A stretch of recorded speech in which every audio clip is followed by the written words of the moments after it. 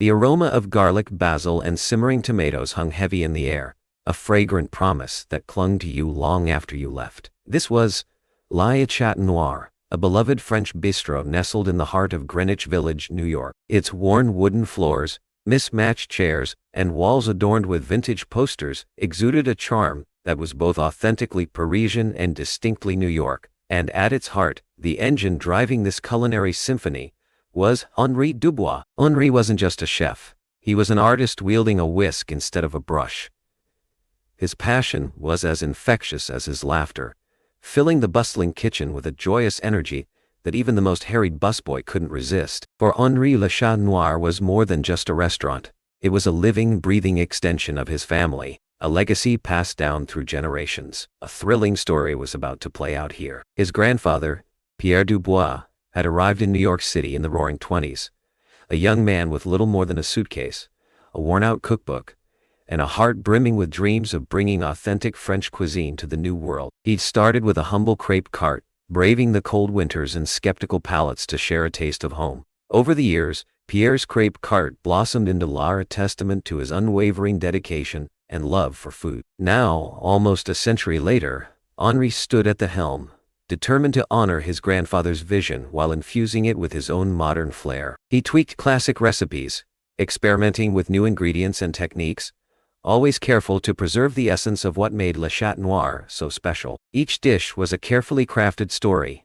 a journey for the senses designed to evoke memories and create new ones. Tonight, the bistro was alive with its usual Friday night fervor. Laughter rippled through the air, clinking glasses punctuated conversations, and the murmur of contented diners filled the space. Henri surveyed the scene, a warm smile spreading across his face. He saw families gathered around tables, couples sharing intimate moments, and friends celebrating milestones. This was his community, and Le Chat Noir was their gathering place, a sanctuary from the relentless rhythm of the city. Little did Henri know, beneath the surface of this idyllic scene, a storm was brewing. A storm that threatened to disrupt the harmony he had so carefully cultivated. An unsolved mystery was about to challenge Henri's idyllic world. A shadow was forming, a challenge to his family's legacy and his idyllic community. The stage was set, the players were in place, and the curtain was about to rise on a journey of discovery that would test Henri's resolve and force him to confront the true meaning of community and his family's heritage. Henri only had to find the strength to face what was to come, to survive what was to come to be. The bistro door chimed, announcing a new arrival. Henri, momentarily distracted from perfecting his signature bouillabaisse, glanced up expecting to see a familiar face eager for a taste of home. Instead, a woman stood framed in the doorway, radiating an air of chilly authority that seemed to instantly lower the temperature of the room. This was Dolores Van Derlyn, the self-appointed guardian of all that was proper and pristine in Greenwich Village, and the notoriously iron-fisted president of the Greenwich Village Historic Preservation Society, or, as Henri privately called it, the Village Purity Patrol. Dolores, a woman whose age was as carefully preserved as her impeccable wardrobe, surveyed Le Chat Noir with a practiced, disapproving eye. Her gaze lingered on the mismatched chairs, the vintage posters, and the vibrant mural depicting Parisian street scenes, all of which, in Dolores's estimation, detracted from the historic integrity of the neighborhood. She marched towards Henri, her heels clicking on the worn wooden floors with the precision of a metronome, and extended a manicured hand. "Mr. Dubois, I presume?" "Dolores Van Derlyn, Historic Preservation Society." Her voice was as crisp and starched as her white linen suit. Henri, taken aback by her unannounced arrival and the palpable disapproval emanating from her, managed a polite nod. "Madame Van Derlyn, what can I do for you?" Dolores, however, wasted no time on pleasantries. She retrieved a thick, meticulously organized folder from her oversized handbag and placed it on the counter with a thud that made the silverware rattle. "This," she declared, tapping the folder with a perfectly lacquered fingernail, "is a notice of violation." Henri's eyebrows shot up. "Violation? Of what, exactly?" "Numerous," Dolores retorted, her lips pursing into a thin line. "Unapproved signage, exterior lighting that is not in keeping with the historic district, unpermitted outdoor seating. The list goes on." She opened the folder, revealing a stack of meticulously typed pages, each detailing a supposed transgression against the sacred tenets of the Historic Preservation Society. As Dolores droned on, Henri's initial surprise morphed into simmering anger. He had poured his heart and soul into Le Chat Noir, preserving its character and charm while making it a vibrant part of the community. To be accused of violating its integrity by this woman, who clearly had no appreciation for its true essence, felt like a personal affront. But then, Dolores dropped the bombshell. And finally, she said, her voice taking on a particularly ominous tone, "It has come to our attention that there is some ambiguity regarding the property's historical designation. Specifically, its purported ties to your grandfather, Henri Dubois. Our records show no official documentation confirming its historical significance, meaning it may be eligible for demolition." Demolition. The word struck Henri like a physical blow. Le Chat Noir wasn't just a building. It was his family's legacy, a living testament to their dreams and sacrifices. The thought of it being reduced to rubble sent a cold shiver down his spine. This was more than just a battle with a rigid HOA president. It was a fight for his family's history, for his community's heart, and for the soul of Le Chat Noir. He was ready to fight back. Marco Dubois, now fueled by a potent mix of righteous indignation and familial pride, knew he couldn't simply back down. He wasn't about to let Dolores Van Derlyn and her village purity patrol bulldoze his family's legacy. He would fight back, but he would do it with a Gallic flair, a touch of theatricality that would leave Dolores sputtering with frustration. His first act of rebellion came with the signage. Dolores had deemed the existing, hand-painted sign unapproved. Fine. Henri replaced it with an enormous gilded monstrosity, a replica of a sign from the Palace of Versailles. It was historically accurate, undeniably French, and utterly ridiculous in its grandeur. He'd found a popular thrilling story in the history books. Next, the lighting. The bistro's warm, inviting glow had been deemed inconsistent with the historic district. Henri responded by installing a series of gas lamps, casting an eerie flickering light that made the street look like a scene from a Victorian-era horror film. They were again historically accurate, but hardly conducive to a pleasant dining experience. The outdoor seating proved to be the most fertile ground for his brand of absurd compliance. Dolores had objected to the mismatched chairs and tables. Henri promptly replaced them with antique wrought iron benches, the kind found in Parisian cemeteries. He even added a few strategically placed gargoyles for good measure. The effect was both hilarious and unsettling. Le Chat Noir now resembled a bizarre theme park attraction, a monument to historical accuracy taken to the extreme. But something unexpected happened. Instead of driving customers away, Henri's antics attracted. The community, weary of Dolores Van Derlyn's relentless pursuit of purity, rallied around Le Chat Noir. Locals flocked to the bistro, eager to witness the spectacle and show their support for Henri. They snapped photos of the Versailles sign, sat on the wrought iron benches, and even posed with the gargoyles. Le Chat Noir became a symbol of resistance, a beacon of individuality in a neighborhood increasingly homogenized by chain stores and corporate conformity. Word spread like wildfire, fueled by social media and local news outlets. Le Chat Noir was hailed as a champion of the underdog, a testament to the power of community spirit. People lined up down the block, eager to experience the bizarre charm and sample Henri's authentic French cuisine. Even Eleanor Vance, the quiet HOA member who'd reached out to Henri, found herself drawn into the vortex of the community rebellion. She secretly admired Henri's wit and resourcefulness, and she was growing increasingly disgusted by Dolores Van Derlyn's relentless pursuit of power. This unexpected support was the start of what may be an unsolved mystery she wanted to help find. As the crowd swelled and the atmosphere grew increasingly festive, Henri couldn't help but smile. He had set out to annoy Dolores Van Derlyn, but he had inadvertently ignited something much bigger, a celebration of community, a testament to the enduring power of individuality, and a journey of discovery that had taken him in a direction he never could have imagined. But was it enough to truly save Le Chat Noir? Only time would tell. The phone rang late one evening, its shrill tone cutting through the quiet hum of the near-empty bistro. Henri, wiping down the counter after a particularly hectic night, answered with a weary sigh. Le Chat Noir. Henri speaking, he said, his voice roughened by hours spent in the smoky kitchen. Henri? It's Eleanor Vance. I hope I'm not disturbing you. Eleanor's voice, usually soft and hesitant, carried a new urgency that piqued Henri's interest. "Eleanor, not at all," he replied, straightening up. "Is everything all right?" I just wanted to give you a heads up," she said, her voice dropping to a near whisper. "Dolores is planning something. Something big." Henri's stomach clenched. He had expected Dolores to retaliate, but the thought of her escalating the conflict filled him with a cold dread. "What is it?" "Do you know what she's planning?" "She's questioning the legitimacy of your grandfather's historical claims," Eleanor said, her voice trembling slightly. "She's hired a private investigator to dig into your family history, to try and find evidence that Pierre Dubois never actually owned the building, that Le Chat Noir is a historical fabrication." Henri felt a surge of anger. Dolores was stooping to new lows, attacking not just his restaurant but his family's very identity. "That's outrageous. My grandfather built this place with his own 2 hands." "I know, Henri, I know," Eleanor said soothingly. "But Dolores is convinced that you're deceiving everyone, that you're exploiting the historic district for your own personal gain. She sees you as a threat to her vision of a pristine, perfectly preserved Greenwich Village." "But why? What's her motivation?" Henri asked, his voice laced with frustration. Eleanor hesitated, then sighed. "It's complicated. Dolores isn't just about preserving history. It's about control.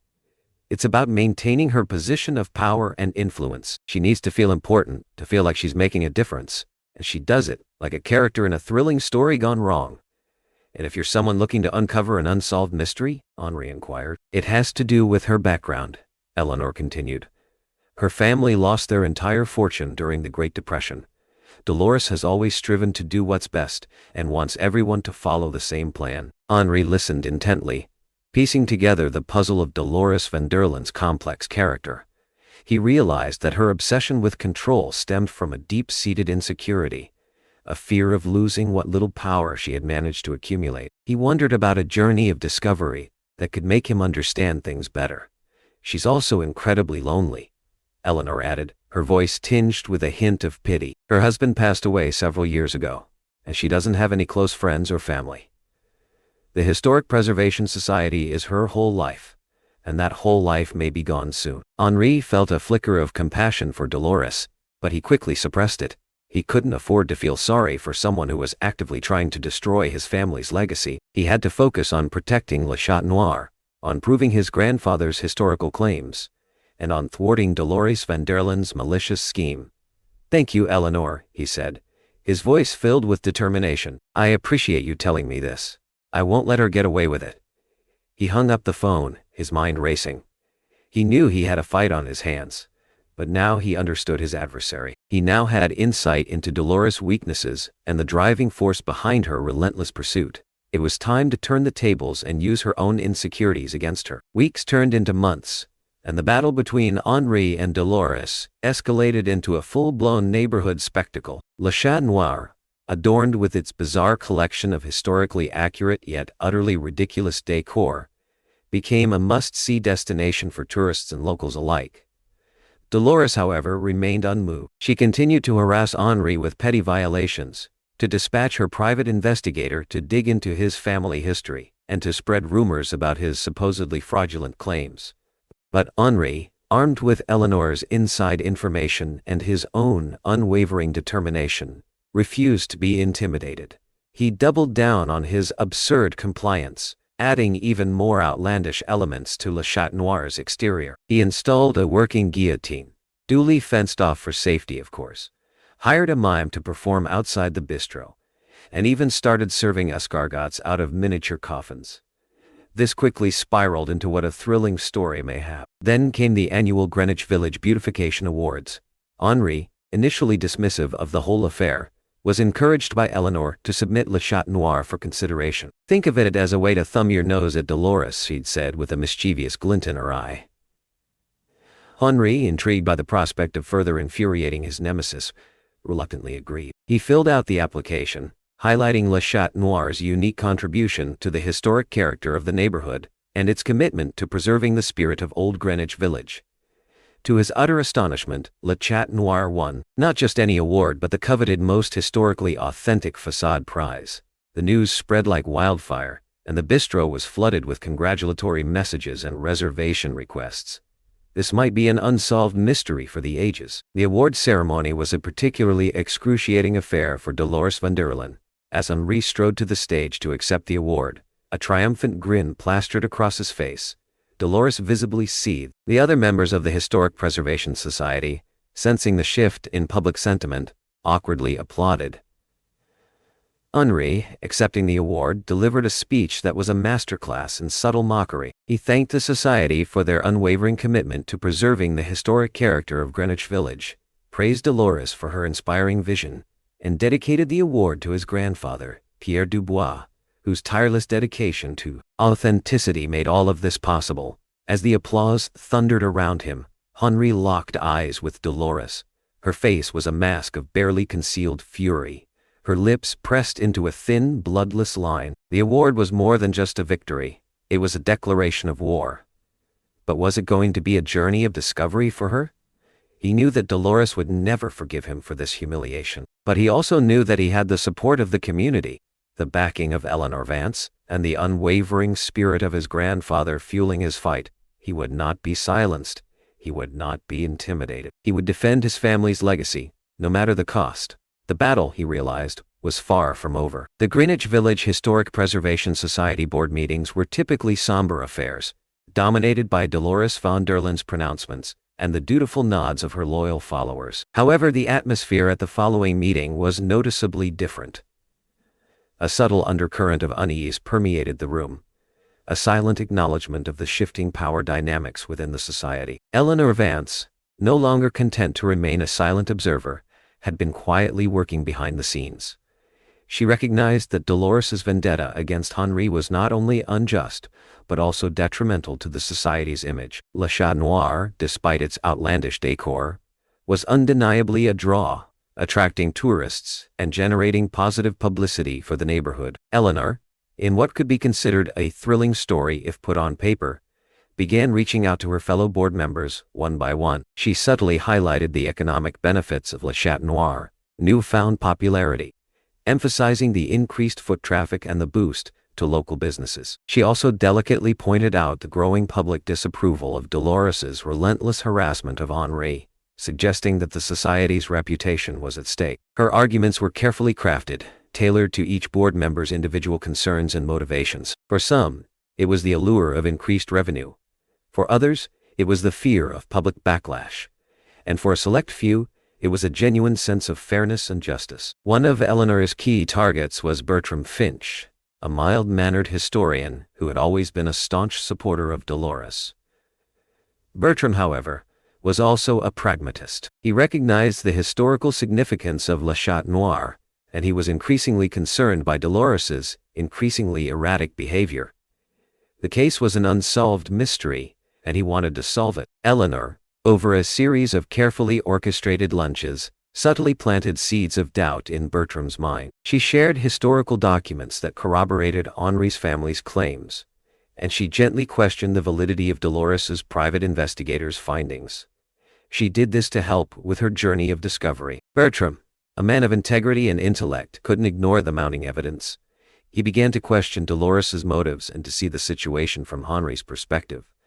Slowly, subtly, he began to shift his allegiance. At the board meeting, the tension was palpable as Dolores launched into yet another tirade against Henri and Le Chat Noir. She presented her private investigators' findings, painting a picture of Henri as a deceitful opportunist, exploiting the historic district for his own personal gain.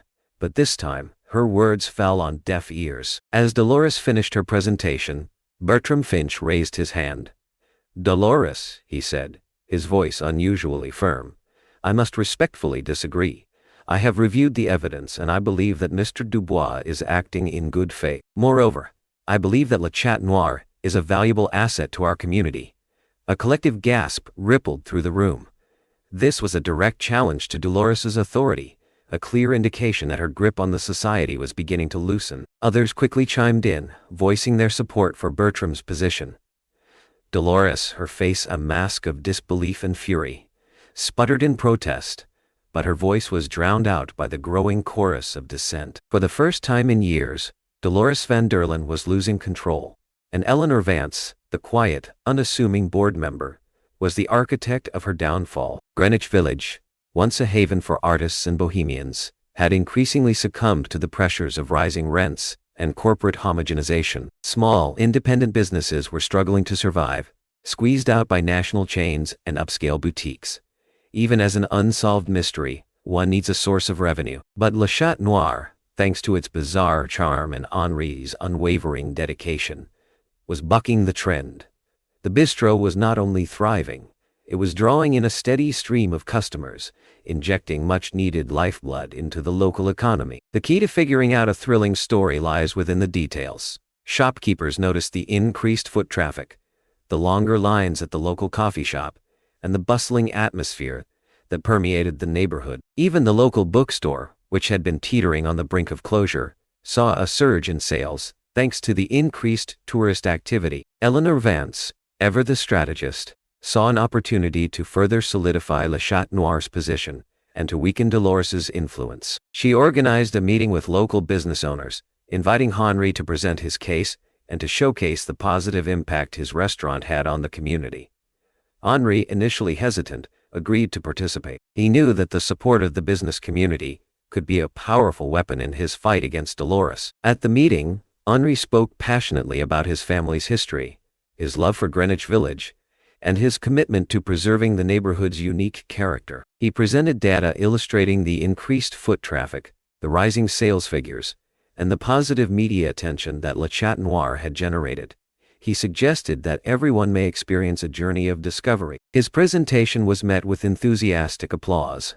The business owners, desperate for a lifeline in the face of economic hardship, saw Le Chat Noir as a beacon of hope, a symbol of resilience and ingenuity. One by one, they pledged their support for Henri, promising to lobby the Historic Preservation Society to promote Le Chat Noir to their customers and to work together to protect the neighborhood's small businesses. Even Mrs. Gable, the owner of a high-end boutique that had initially dismissed Le Chat Noir as a tacky tourist trap, was swayed by Henri's presentation. "I must admit, Mr. Dubois," she said, her voice surprisingly warm, "I was wrong. Your restaurant is not only charming, but it's also good for business. I'm happy to lend my support." The meeting concluded with a unanimous vote of support for Le Chat Noir. The business owners, united in their desire to protect their livelihoods, had presented Dolores Van Derlyn with an offer she couldn't refuse. The message was clear. Dolores's vendetta against Henri was not only unjust, but also economically detrimental. Her actions were threatening the livelihood of the entire community, and if she continued to pursue her misguided agenda, she would face the wrath of the Greenwich Village business community. The tides were turning, and Dolores was now facing a force far more powerful than a single stubborn chef. The initial surge of community support and the influx of new customers had been a much-needed shot in the arm for Le Chat Noir. Henri reveled in the success, basking in the warmth of his community's appreciation and the satisfaction of standing up to Dolores Van Derlyn. But, as with any victory, a new set of challenges soon emerged, threatening to undermine all that he had achieved. The most immediate threat came in the form of imitation. Inspired by Le Chat Noir's success, other struggling businesses in Greenwich Village began to adopt their own versions of absurd compliance, hoping to attract the same kind of attention and community support. The local bookstore, the Bookworm's Nook, replaced its quaint bookshelves with towering stacks of precarious volumes, teetering at impossible angles. The owner, a kindly old woman named Agnes, even started reciting passages from obscure French novels in a theatrical voice, much to the amusement and occasional bewilderment of her customers. The flower shop, Petal Paradise, transformed its storefront into a jungle of exotic blooms, overflowing onto the sidewalk and obscuring the view of the street. The owner, a flamboyant young man named Felix, even started wearing a pith helmet and carrying a machete, claiming to be on a botanical expedition through the heart of Greenwich Village.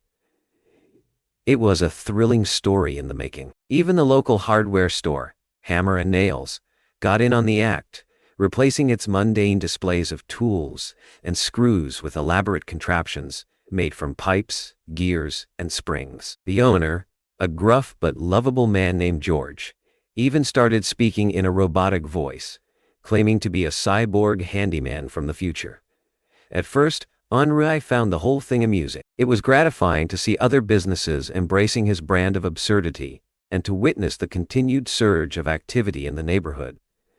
But as more and more businesses joined the trend, a sense of unease began to creep into his mind. He started wondering about what unsolved mystery he would have to face next. Le Chat Noir was no longer unique.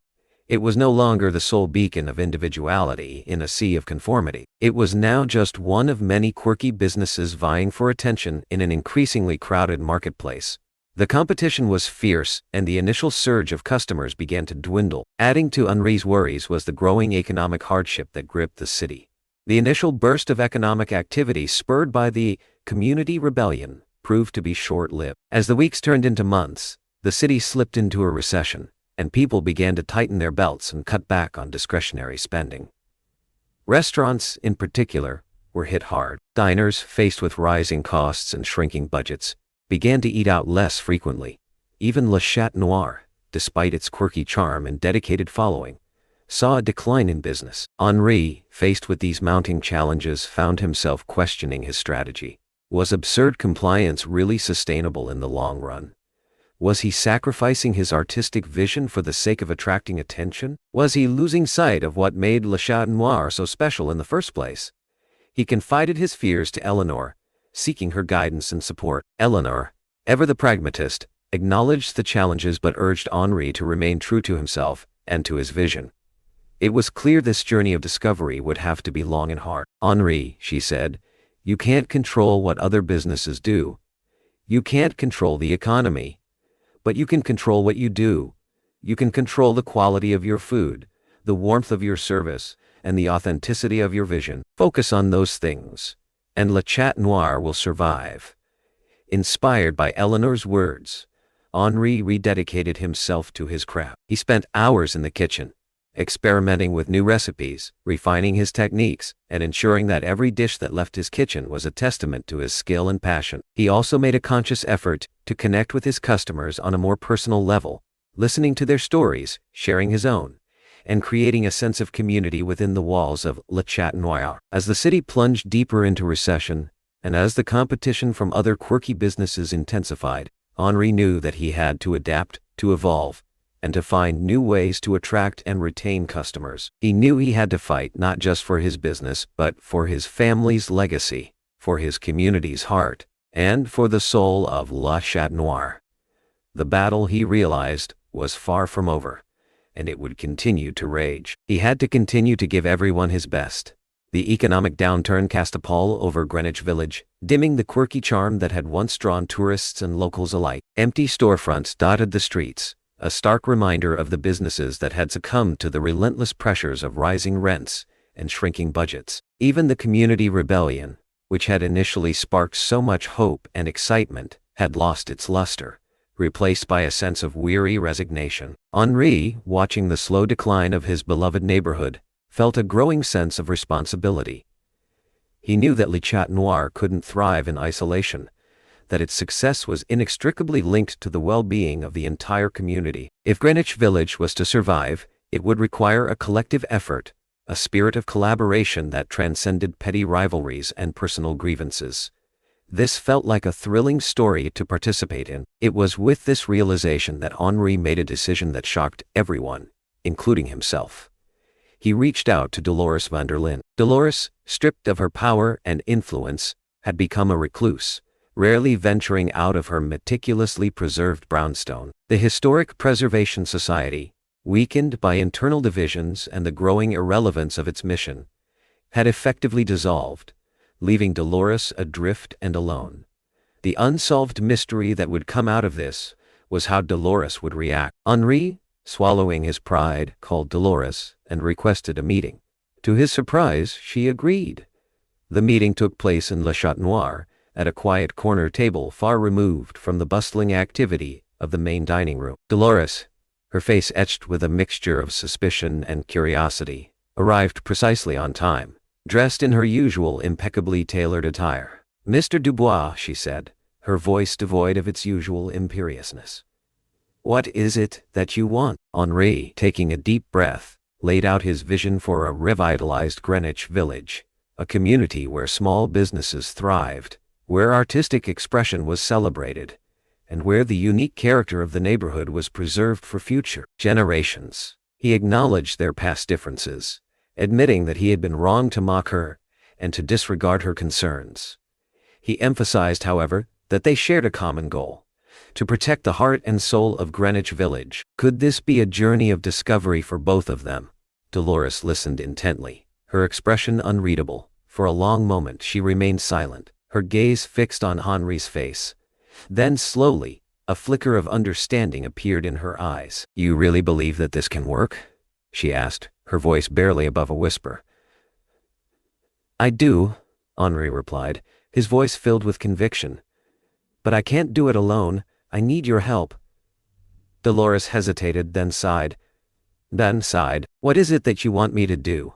Henri outlined a plan to organize a community-wide festival, showcasing the talents and wares of local businesses and artists. He proposed to transform Greenwich Village into a vibrant celebration of creativity and resilience, attracting tourists and locals alike. He asked Dolores to use her connections and her organizational skills to help him secure permits, coordinate volunteers, and promote the festival to the wider community.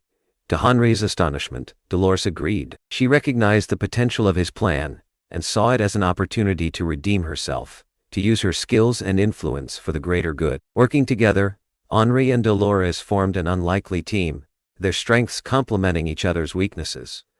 Henri, with his passion and creativity, generated the vision and the energy. Dolores, with her experience and organizational skills, provided the structure and the discipline. As they collaborated, they began to develop a newfound respect for each other. Henri saw beneath Dolores' rigid exterior, recognizing her intelligence, her dedication, and her deep-seated love for Greenwich Village. Dolores, in turn, saw beyond Henri's quirky antics, appreciating his artistic talent, his unwavering spirit, and his genuine concern for the community. They realized that she really did want to put the village in the best place possible. The road to success was not easy. They faced countless obstacles, from bureaucratic red tape to skeptical business owners to their own lingering animosities.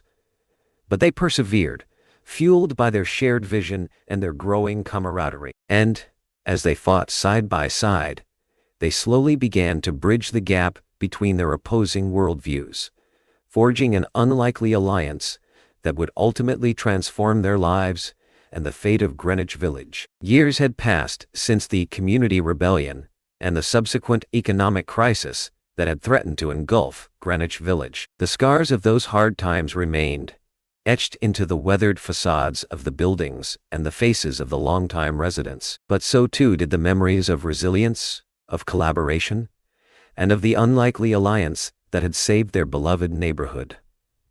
This might be what a thrilling story is made of. Le Chat Noir, now under the seasoned guidance of Henri, continued to thrive. The bizarre decor had been toned down slightly, replaced by a more elegant, understated charm. But the spirit of individuality, the celebration of community, and the unwavering commitment to authentic French cuisine remained as strong as ever. The restaurant was no longer just a business. It was a landmark, a symbol of Greenwich Village's enduring spirit. Tourists flocked to Le Chat Noir, not just for the food, but for the story, for the opportunity to experience the heart and soul of a neighborhood that had weathered countless storms. There was still an unsolved mystery. It was the best meal to serve. And at a quiet corner table, bathed in the warm glow of a flickering candle, sat Dolores Van Derlyn. She was older now, her face lined with the wisdom of experience, and softened by a newfound sense of peace. Dolores had undergone a remarkable transformation. Stripped of her power and influence, she had discovered a new purpose in serving her community, working tirelessly to support local businesses and to preserve the neighborhood's unique character. She had become a champion of the very values she had once sought to suppress. There was something about this journey of discovery that made everyone feel better. She was a regular at Le Chat Noir, often dining alone, savoring the exquisite food and soaking in the warm atmosphere. She had developed a particular fondness for Henri's signature bouillabaisse, a dish that reminded her of her own family's history and the importance of preserving traditions. Henri, ever the gracious host, always made time to stop by her table, to share a story, or to offer a kind word. The animosity that had once separated them had long since dissipated, replaced by a genuine friendship based on mutual respect and shared purpose. One evening, as Dolores lingered over her bouillabaisse, Henri approached her table, a warm smile on his face. "Dolores," he said, his voice filled with affection, "it's good to see you." "Henri," she replied, returning his smile. "The bouillabaisse is exquisite, as always." "I'm glad you enjoy it," Henri said. "It's a recipe that's been passed down through my family for generations. A real taste of home." Dolores nodded, her eyes twinkling. "A taste of home," she repeated, her voice filled with a newfound appreciation for the simple pleasures of life. "Something worth fighting for." And as they sat there, sharing a moment of quiet companionship in the heart of Le Chat Noir, they knew that they had both come a long way. They had faced adversity, they had made mistakes, they had learned from each other, and they had ultimately found a way to build a stronger, more vibrant community together. The table was set, the food was good, and the future, it seemed, was bright. Le Chat Noir's narrative offers potent lessons for navigating life's complexities. Firstly, embrace your unique identity and stand your ground. Henri's absurd compliance, though comical, highlighted the importance of fighting for your values. Second, community matters. Cultivate relationships and seek support, as Eleanor's unseen efforts showcase the strength in alliances. Thirdly, listen and try to seek solutions that work best for the community. Fourthly, be open to change. Henri adapted, proving that flexibility strengthens resilience. Finally, bridge divides. Henri and Dolores created mutual respect, showing that finding common ground transforms adversaries into allies. It's important to always strive to learn and have an open mind. In practice, this means resisting the urge to conform when pressured, actively seeking out people who share your vision, being open to compromise when appropriate, and always striving to find common ground with those who hold opposing viewpoints. These stories of fiction offer simple yet effective steps that you can easily work into your personal journey. By embracing these lessons, you cultivate resilience, build stronger relationships, and create a more meaningful life.